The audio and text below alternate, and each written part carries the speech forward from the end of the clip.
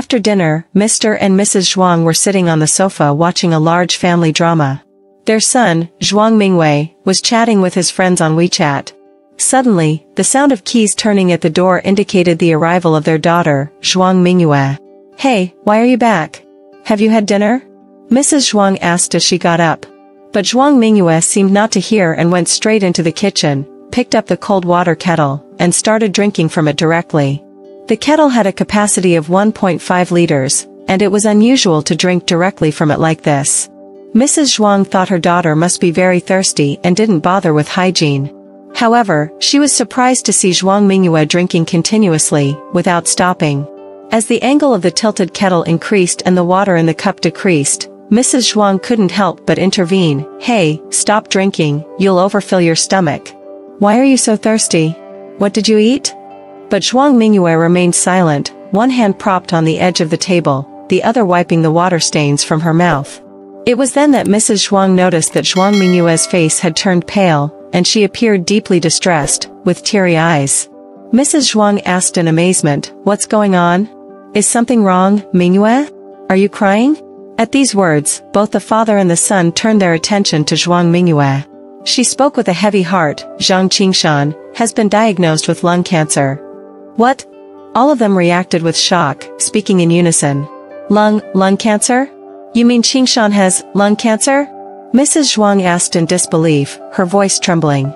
Zhuang Mingyue nodded with a bitter smile. "Oh my goodness! How did he get lung cancer? When was it diagnosed?" Mrs. Zhuang asked, shivering. Zhuang Mingyue's lips curled up in a bitter smile, and she took out a thick stack of medical reports from her bag, throwing them onto the sofa. "He had the examination last week, and the results came out the day before yesterday. It's in the advanced stage, one of the most severe types. The treatment has poor results, it's costly, and there are no targeted drugs available. He can only go through chemotherapy and immunotherapy. The imported medicine costs several $1,000s per month, and it's not covered by insurance." "Oh no." Zhuang Mingyue slapped his thigh. Ignoring her mother's shocked expression, Zhuang Mingyue continued, "His parents want to get him treated.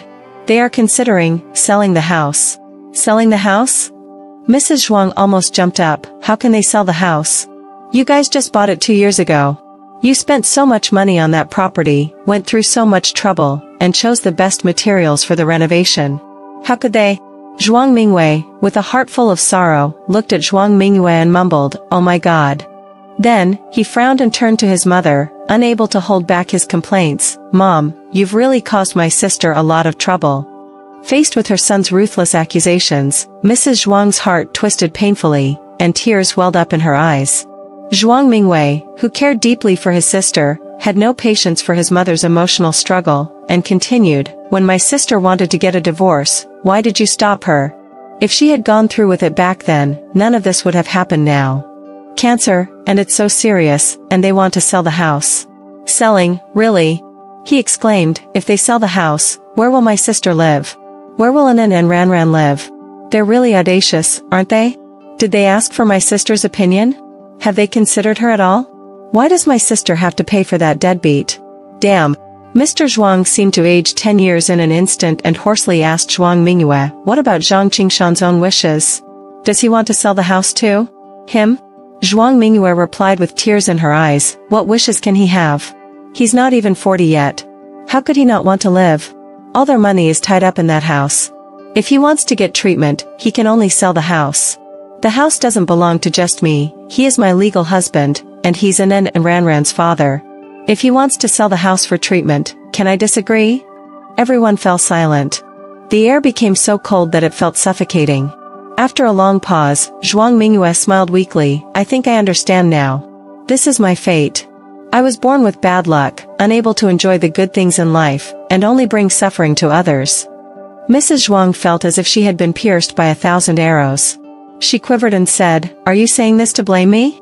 Blaming me for not letting you divorce Zhang Qingshan back then? Do I even need to say it?"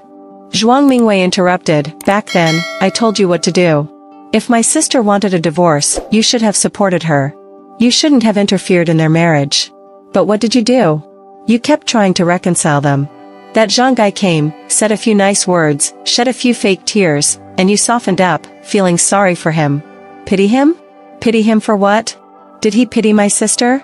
You know how to be kind, why don't you show some kindness to my sister? Zhuang Mingwei became increasingly agitated. Now he has a terminal illness, what will my sister do? Originally, in a divorce, the property would be split evenly, and my sister could manage to get by. Now, if my sister brings up the divorce again, will their family agree? What does my sister mean to him now? She's his lifeline. Not only will she not keep any money, but she'll also have to take care of him. If he doesn't squeeze my sister dry and work her to death, he won't let go. He paused, choked up, and continued, I'll say something harsh, most people who are treating this kind of illness end up with empty pockets. If he passes away early, maybe there will be some money left, and my sister might have a way to survive. But if it drags on, the house is sold, the money is spent, my sister will have nothing left. As Zhuang Mingwei analyzed the situation, Mr. and Mrs. Zhuang were completely overwhelmed. Mr. Zhuang trembled as he lit a cigarette to calm his nerves, and Mrs. Zhuang slapped herself in the face, It's my fault, my fault. Mingwei is right. It's my fault.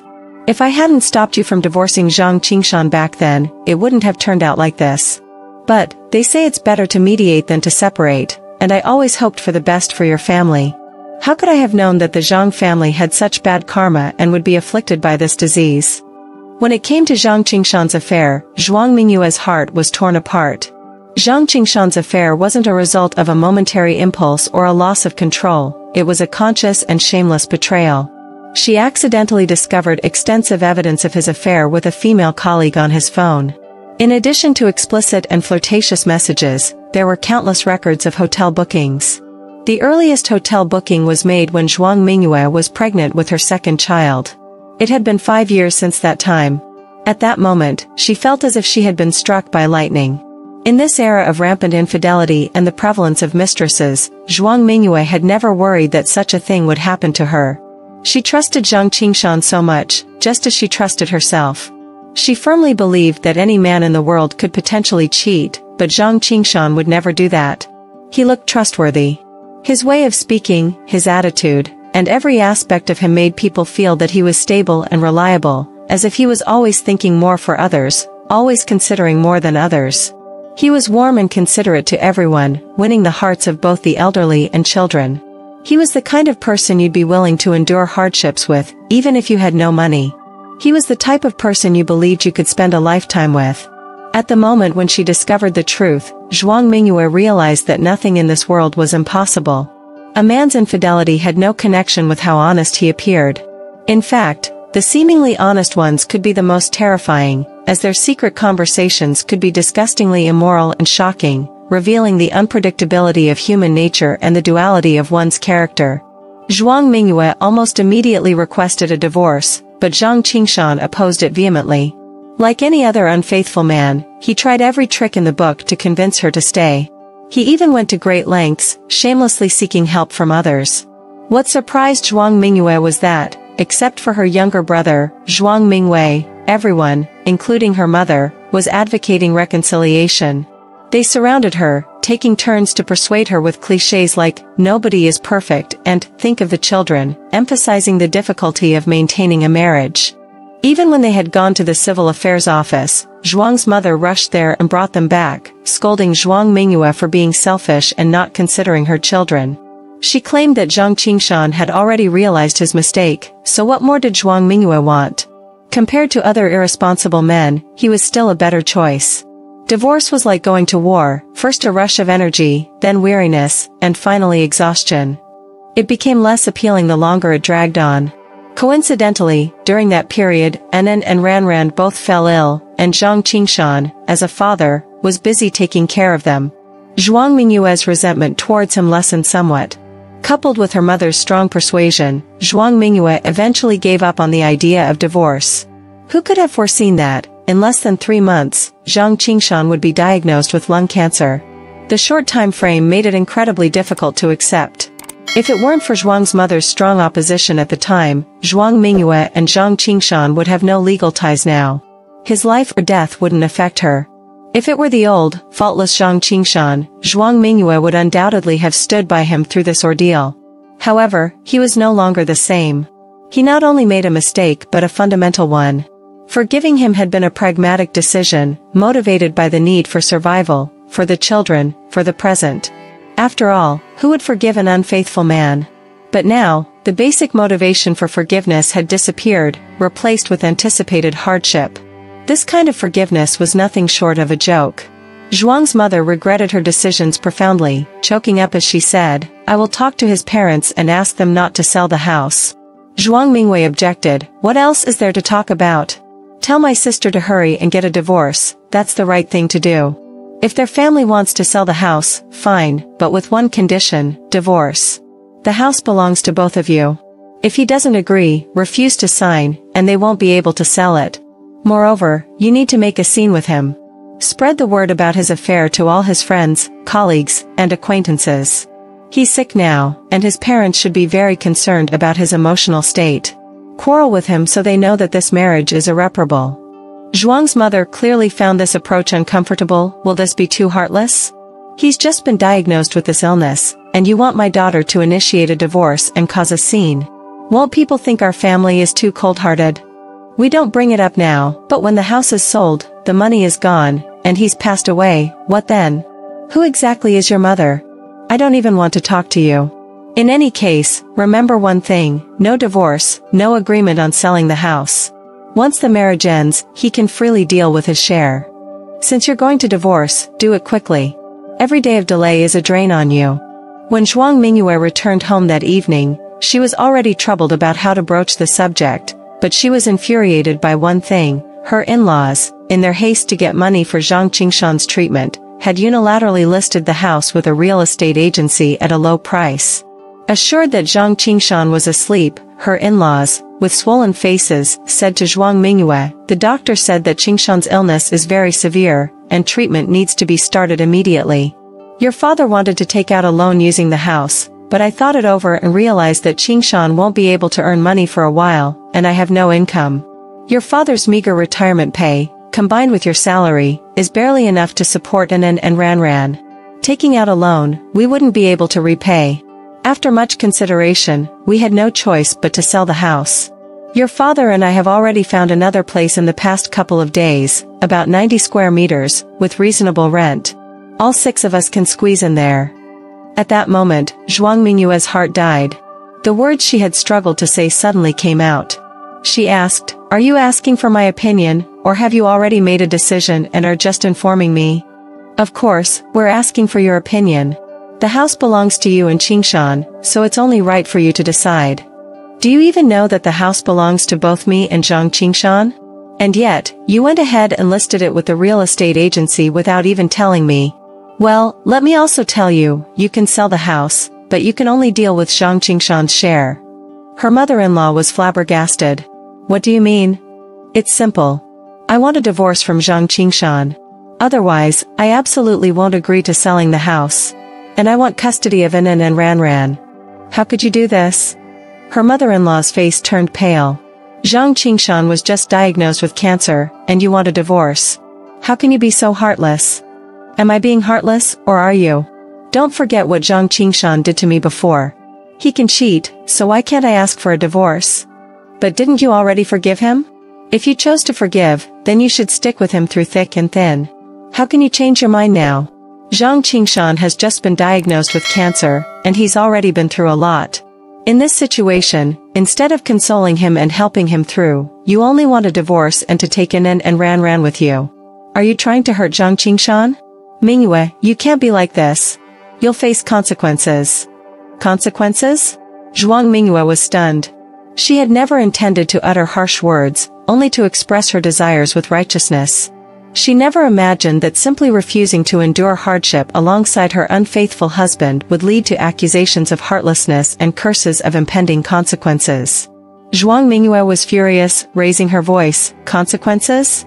Who is suffering the consequences here? It's Zhang Qingshan who's terminally ill, not me. Why don't you think about whether his current situation is a consequence of betraying me?" Her mother-in-law stood there, dumbfounded, pointing a trembling finger at her. You. Her father-in-law said, "You're a heartless woman. Qingshan made mistakes, but he treated you well all these years. We've been good to you too. You're talking about divorce just like that. What do you expect Qingshan to do? I think it's not because of his affair, you're just selfish and afraid he'll drag you down. Do as you wish. In any case, my intentions are crystal clear. No divorce, no sale of the house. Qingshan, are you awake? Her mother-in-law looked at Zhang Qingshan, who stood in the bedroom doorway, looking ashen-faced, with an expression of deep sorrow. To compel the Zhang family to agree to a divorce, the next day, Zhuang Mingyue took Anan and Ran to her parents' home, along with all her belongings. Her in-laws were furious. You took the children away. What about Qingshan? In his condition, don't you want him to see the kids? At that moment, seeing her in-laws, looking frail and tearful, Zhuang Mingyue admitted that she was wavering. What had they done wrong? They were just elderly people who wanted to save their child. Why be so cruel to them, especially during this challenging time? But when she thought about Zhang Qingshan's betrayal, about that lengthy and heart-wrenching affair ledger, and recalled her brother's repeated advice to her, don't be soft on your enemies, her heart instantly hardened again. She said, Dad, Mom, Qingshan is sick, and taking care of him is already tough for you. How can I bear to burden you with looking after Anan and Ran? My parents are usually free at home and can help with picking up and taking care of the children. You shouldn't worry about leaving the kids with them. I've never said you can't see the children. Anytime you, Qingshan, want to see the kids, you can visit them. You are their family, and that will never change. But now, please understand me and don't put me and the children in a difficult position, okay? Leaving her aging in-laws bewildered and forlorn, Zhuang Mingyue moved back to her parents' home. She knew her in-laws couldn't stop her, and they were powerless to do so. She even understood that Zhang Qingshan, from behind the window, watched everything downstairs silently, his eyes following her and the children as they got into the car. At that moment, whether he hated her for her ruthlessness, as his parents did, she would never know. People are different, their perceptions and thoughts vary. Some are born shameless, capable of betraying others. Once betrayed, they go mad, barking and causing chaos. Others are relatively reasonable, understanding that everything is karmic, an endless cycle. The day after Zhuang Mingyue moved back to her parents' home, her in-laws called, and Zhang Qingshan agreed to the divorce. Zhuang Mingyue hurried back to sign the divorce agreement with Zhang Qingshan. Zhang Qingshan asked, by pushing me like this, aren't you afraid I'll commit suicide? Zhuang Mingyue, pen in hand, said without looking up, how is that possible? They say the person a cheating man loves most is himself, so someone who loves themselves so much won't be willing to die. Zhang Qingshan chuckled bitterly and asked, if I hadn't fallen ill and had become wealthy, would you still insist on divorcing me? Zhuang Mingyue's hand holding the pen hesitated for a moment, then calmly signed her full name. Perhaps it wouldn't have happened so quickly, but the fact that you cheated on me would have been a permanent thorn in my heart. Not divorcing you doesn't mean I've forgiven you, it only means you're still useful to me. I can't forgive someone who betrayed me. Just like now, I won't let someone unworthy continue to drain me. When the emotional balance between us reaches zero, I only consider the pros and cons, with no other emotions. After hearing this, Zhang Qingshan smiled faintly and picked up the pen. In his tears, his name appeared oversized, crooked, much like his diverging life path.